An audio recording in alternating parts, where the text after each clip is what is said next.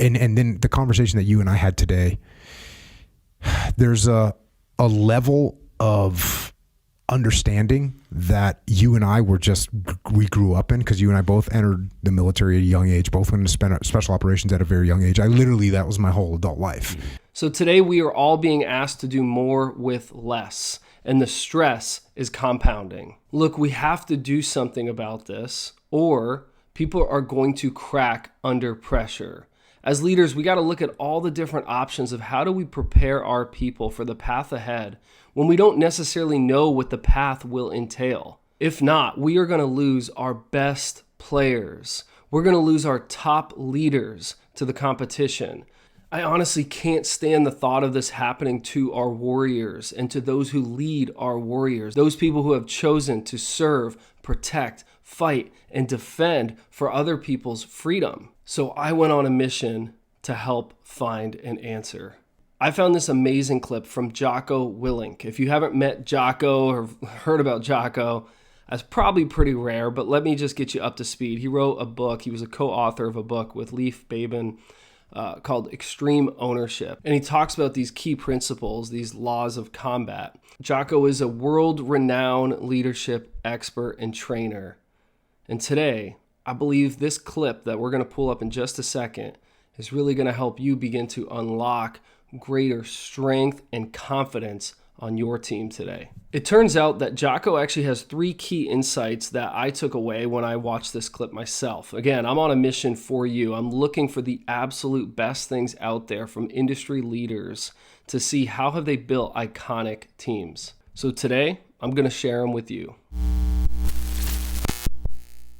What's going on, my friend? Welcome to Iconic Influence, the world's first adventure-based leadership podcast that gives you the tactics and strategy needed to build a mission-effective team. I'm your host, Adam F. Jones, former Army captain, company commander, and Black Hawk helicopter pilot, and now the founder of Kingdom Operatives. Today, we're going to talk about how do we prepare ourselves for the path ahead and prepare our teams when we don't know what's coming up next. How can we begin to see life maybe a little bit differently so that we actually look at our experiences and our education as something that can add value and can be a foundation to build on, not a ceiling that limits us. Look, all of us can do a better job at this. We can start to prepare our teams more by using different challenges out there and different opportunities to help them grow, right? Instead of looking at maybe education and experience as a lid or as a ceiling that says, hey, this is what I can do so far, we look at it as a foundation that we can build upon. In this clip, you're going to see how Jocko talks about some key things that he really started to realize after getting out of the military that helps him today. I didn't really think about it the way you did. You realized that we have this and most people don't. You realize that, like, you and I can pick up a pistol and we can shoot. Like we could shoot. We can shoot. You and I can see a combat trauma situation and we know how to stop the bleeding. We know how to clear the airway. We just know that. I never really thought about it. And you realized, hey, that's not normal. It's not normal to be able to do that. It's not normal, even talking with you today, like when I'm walking down the street, I look for what's cover, what's concealment, where is it at? If I get contacted from over there, it's not, and I'm not, I know, I understand. I don't think I'm crazy because I know it sounds crazy when I say this stuff.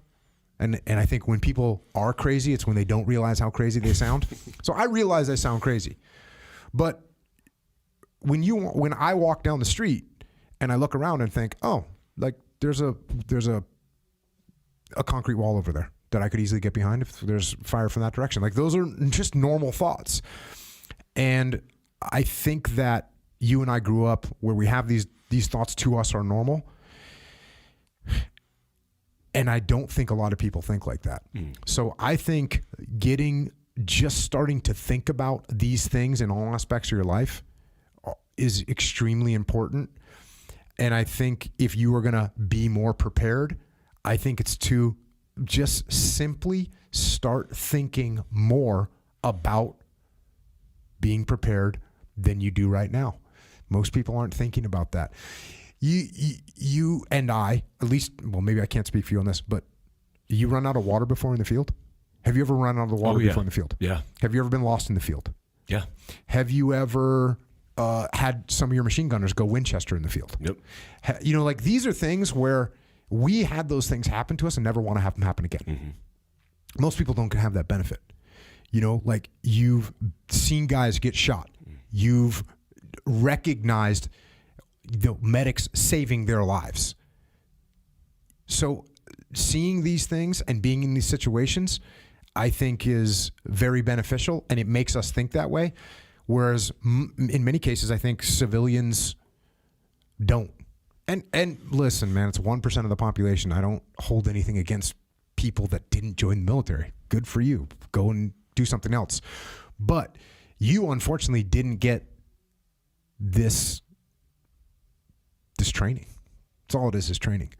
So Jocko mentioned about seeing life as a training ground. And I think that was just so key for me when I got out of the military as well. You know, I was a Black Hawk helicopter pilot, did a lot of fun stuff. And eventually you're like, it's over. And you begin to actually think, without maybe having the exact words to explain it, my best days are behind me. You almost start to, not know, how do you answer the question, what do I do? When someone goes, hey, what do you do? It's like, do I use this really cool experience from the past as what I did to describe what I do? Because that's not accurate, but also it's what I did the most of. These are things that, a lot of warriors are struggling with right now, trying to figure out, how do I leverage my experiences instead of allowing them to limit me? One thing that really has helped me is seeing life as a training ground, recognizing that every person has unique experiences and education that they bring to the table that we can use as something to leverage for the betterment of others, right? So in this case, I know how to use a weapon, absolutely. I also know how to fly an aircraft. One thing might be needed more than another based on a situation. Someone else might know how to apply a tourniquet. Okay, great. Another person might know how to perform combat lifesaver, skills, right? And they know how to save a life from a bullet wound. I mean, this could just be in the workplace alone that you're a problem solver. And the reason you're a problem solver is because you were filled with a schedule full of problems as a first sergeant in the military, right? It's possible that you are someone who you're very good at figuring out what the right course of action is. And what is that? That's military decision making, right? So you know how to rack up courses of action and choose which one's the best and weigh them out and then move forward decisively. What we're seeing here is really an example of something that I call mission readiness. The military really focuses on mission readiness. We have a strategy called the Blue Sky Strategy here at Kingdom Operatives, and we believe mission readiness helps you become more resilient. That if you're truly prepared for the path ahead, it's because you've learned how to develop resiliency. You've learned how to stay ready for the next thing. I was listening to this interview with Kevin Hart, and he said someone went up to him and they were like, hey man, dude, just make sure you're ready. He's like, for what?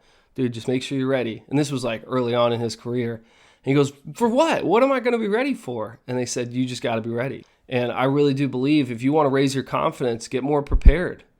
But what happens if you can't prepare? What happens if this next thing in life you never saw coming and experience did not prepare you for it? Let's talk about that next. And so I think getting involved in it, thinking about it, the training piece, this is something that I spent a lot of time doing. I spent a lot of time training people how to handle stressful situations, putting them in such stressful situations. You can get better at it. I got to see over and over again individuals that would go from panic, frozen, disaster, not being able to make a decision, not being able to move, to totally competent leaders making things happen. That's a transition that anybody can make. It's a transition that takes time, it takes training, it takes effort. Some people are going to be naturally better at it than others. Some people are going to be naturally worse than others, but it is a skill set that you can get better at. So go and seek out those opportunities. Go and get yourself better. Go and learn. Go and be more prepared. All right, pretty easy, right? Put people in the stressful situations. If we don't have the experience, how can we as leaders start to look at how we need to gain the experience by putting ourselves in it? But then also, same thing here for our teams, how do we create some stress? honestly, I just feel that when I went through flight school, I was shocked to see that it was not like Top Gun. I was not celebrated. It was not a great time for a while. It was heavy stress, a lot of studying. And, you show up to the aircraft and it's almost like a boot camp in the sky, right? And you're like getting yelled at for every wrong thing you do. And the reason they did that, one, maybe they're a little grumpy. But number two, they want you to get used to, if you can fly under stress, if you can fly with me screaming in your ear the whole time, telling you don't know what you're doing, you're going the wrong way again, oh my gosh, you're not set up for this landing, are you kidding me? Dude, just turn around, let's start this all over again. Get out of the aircraft, you're done flying, get out. And then your stick buddy comes up to the front of the aircraft, sits down, and they fly away without you. And you're like, what was that? That's the kind of stuff that I went through as a young Army pilot before even getting to my unit. And you know what it was? You have to start going through this inner conflict, this battle, that, man, I'm not going to get in my own way. But also, you're getting all these new stressful situations that you have to learn to overcome. So look, if life didn't prepare you for this, then you use this now. Use this time right now. Use this video right now to say, you know what? I need to figure out how to use a gun, right? I need to figure that out, right? Because I need to know how to protect. I need to know how to defend my own home. Okay, maybe it's not that, but man, I've just been someone who's had a really standard corporate, kind of upbringing. Maybe even in the military, you're like, it's just a desk job. Like, it's nothing heavy stress right now. Change that, because the world is going to get a little bit more challenging, right? I mean, that's pretty obvious, especially in this stage of life. So let's continue building. Let's continue growing. Put yourself in these uncomfortable situations. If you don't know how to work on your home, man, start doing it. Get out YouTube, start talking to some people. You might think, well, it's not needed. Yeah, there are definitely some spots where you'll recognize I am not an expert in this. But do you have a base understanding? Do you have a base understanding? That is so important. Just figure out the areas where you're like, man, I don't even have a clue how this part works. And I think I should, because when I look at, the possibility of maybe one day needing that, or the severity of a situation requiring it, man, I got to figure this thing out, right? So that's really important here. We're constantly looking at life as a training ground. And this is something that I've continued to learn as I've studied Jocko Willink, which is why I wanted to share that with you today. So think about this right now. Let's say you were in the military or something, you're out now, and you're a manager of a couple people. And, overall, your stress comes from just client demands, things like that. Man, can you apply maybe a little bit of a compressed timeline? Could you maybe remove some resources?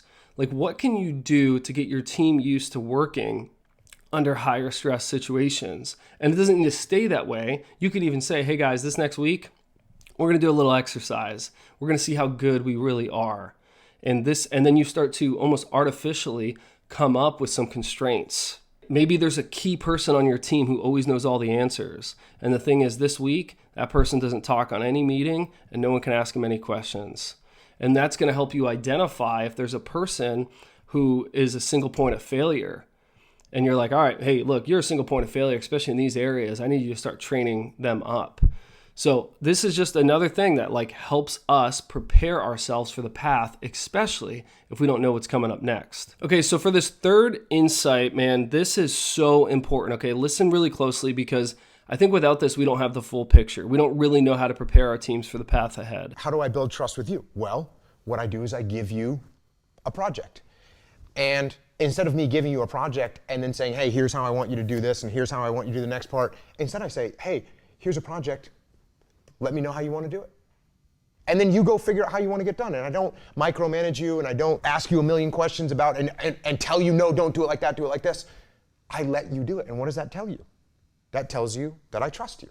I trust you. And when I trust you, you start to trust me. And by the way, if something goes wrong, instead of me jumping down your throat and hanging you out to dry and making you an example in front of everyone, I say, hey, let's figure out what went wrong. Did I not support you well enough? Did I not give you what you needed? And so you realize, oh, he's not going to hang me out to dry. He's going to give me the support. He's going to try and teach me if something goes wrong instead of try and drop the hammer on me. And in order to do this properly, of course, let's say you just started working for me. The first thing I would hand you wouldn't be a massively strategic, important project and say, hey, here's a multi-million-dollar project. You take and run with it. I'll be over here. I trust you. You make it happen because I don't know you. How can I trust you if I don't know you? So I'm going to give you a smaller project. I'm going to give you something little to start on. And then you do that well, boom. Now I'm going to give you something bigger. And we continue to go in that direction until pretty much we get to a point where all I really have to tell you is, hey, this is the vision. This is what we're trying to make happen. Run with it. If you need to pass this barrier of whatever kind, let me know so I can let everyone else know. But it's on you. Run with it. Okay, so right here, he's talking a lot about what we call situational awareness. That's a military term, but it's also a term that we use in our strategy here at Kingdom Operatives. It's the second part of our strategy. We want to help people see more and before others see. And you're catching on to really what I call effective delegation. We need to effectively delegate. Most people don't want to delegate because they don't want to give everyone all their work, or they don't trust them to get the job done. But there's a great way we can do this using a simple quadrant. I go into a lot more detail into this.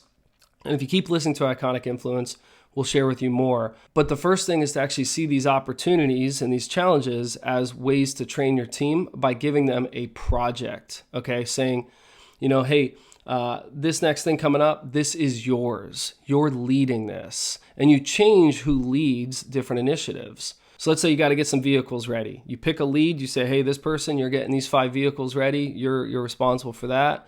You're responsible for all the equipment, accountability. And you begin to actually set something up like a project. And just so you know what a project entails, and I'm speaking of this as someone who is a project management professional, like certified PMP, which sounds so cool, by the way. Sounds like I'm about to start rapping or something. Basically, you have these requirements, which is a scope, a cost, and a schedule, right? And it has to have a point to where it starts and ends. If it has all those pieces, most of the time it would be a project. And to make it real simple, if something doesn't continue on, it actually has an end date. Maybe it's a mission that's about to start and end, those pieces, then that would be able to be treated like a project. And you could actually assign a project leader, a project manager to handle these pieces. When you do that, I just want you to think of a couple quick things that we talk about here, which is what resources do they need? Are you giving them the proper resources for what that project entails? Next thing is, what authority do they need? Is there a level of authority that they need because they've demonstrated themselves as responsible, as someone of high trust? If so, give them some more authority to be able to make decisions. Another piece is responsibility. What are they responsible for? If this happens or doesn't happen, is it their fault? If so, let them know that. Who are they making sure that they're responsible for? What are they taking care of? Is there certain equipment, all that?